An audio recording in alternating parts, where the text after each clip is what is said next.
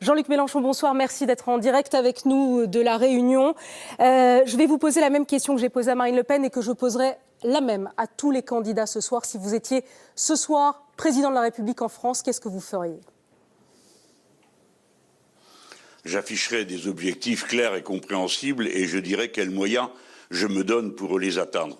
Car voyez-vous, c'est ce qui ne s'est pas fait depuis des mois et des mois. Depuis 2014, je fais partie de ceux qui alertent sur le fait que jamais les Russes n'accepteront que l'OTAN arrive à leurs frontières en Ukraine. J'ai dit sur tous les tons qu'ils réagiront, et c'est ce qu'ils viennent de faire. Et vous voyez que, alors que l'on a beaucoup gesticulé et poussé beaucoup de hauts cris, au moment où cette intervention militaire a lieu, qui bouleverse l'ordre de l'Europe, puisque pour la première fois depuis bien longtemps, ce n'est plus le rapport de force diplomatique, les discussions, les polémiques qui occupent le devant du terrain, mais l'épreuve de force pure et simple. Il y a donc un changement d'époque qui nous entraîne dans une direction où nous devons maîtriser ce que nous faisons. Alors que voulons-nous ?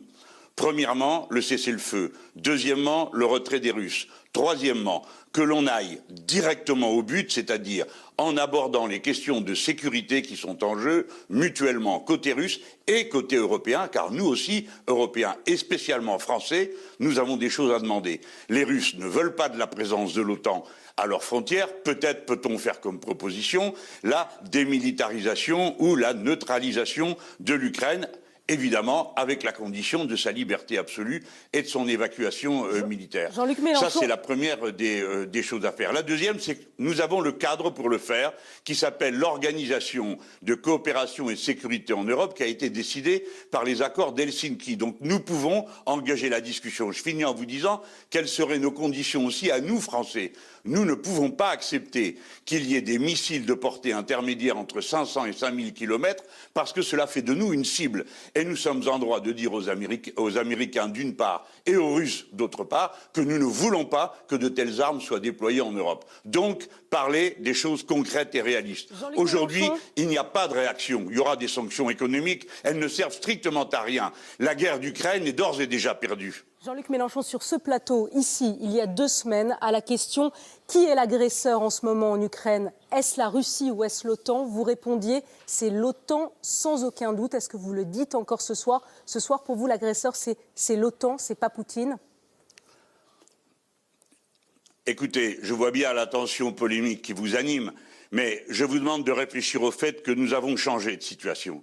Si vous me demandez de détailler les causes qui nous ont conduits à cette situation, alors je vous dirai que le refus obstiné de discuter de cette question de la présence de l'OTAN à la porte de la Russie est la cause profonde du sentiment qu'a eu M. Poutine que nous nous apprêtions à l'agresser. Cela ne fait pas l'ombre d'un doute. Mais aujourd'hui, ce qui est en cause, c'est sa décision d'intervenir militairement en Ukraine que nous ne pouvons pas accepter.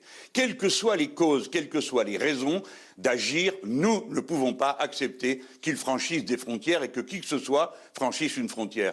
Je voudrais vous dire avec la plus grande solennité que la question des frontières est posée depuis bientôt 10 ans. Je ne cesse de le répéter. Et pas seulement à la frontière de la Russie, dans bien d'autres points de l'Europe. Et en ce moment même, en Bosnie, ça recommence.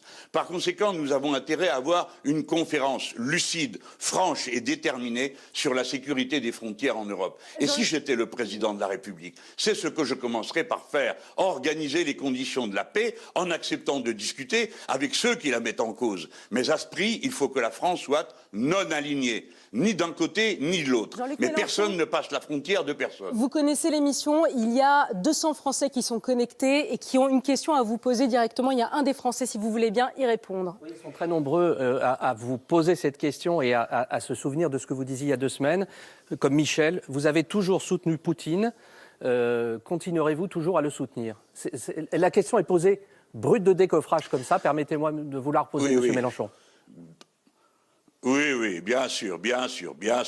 Je n'ai jamais soutenu M. Vladimir Poutine. Jamais. Je vous mets au défi de le prouver. Seulement, vous continuez quelque chose qui est extrêmement dangereux pour notre pays. Dès que quelqu'un s'oppose au raisonnement qui semble s'imposer, vous le traitez d'agent de l'ennemi. C'est une sottise sans nom. Le résultat, le voilà. Vous avez passé votre temps, les uns et les autres, à gesticuler, à faire état d'une menace, et quand la menace se réalise, vous êtes incapable de trouver le premier début de commencement d'une solution. Je n'ai jamais soutenu M. Poutine. Je ne soutiens jamais quelqu'un qui qui franchit une frontière. Et je le dis non pas par sympathie pour celui-ci ou pour celui-là, c'est parce que je ne me réfère qu'à l'intérêt de la France. Et l'intérêt de la France, c'est que les frontières soient respectées pour que nous puissions rester, nous aussi, souverains. C'est la raison pour laquelle je veux qu'on ne soit pas alignés. Et je ne crois pas que majoritairement les Français aient compris de ma position que je soutenais M. Poutine. Merci. Je crois qu'il a, le peuple français, de nombreuses raisons d'en vouloir à ceux qui les ont entraînés dans une aventure de cette nature.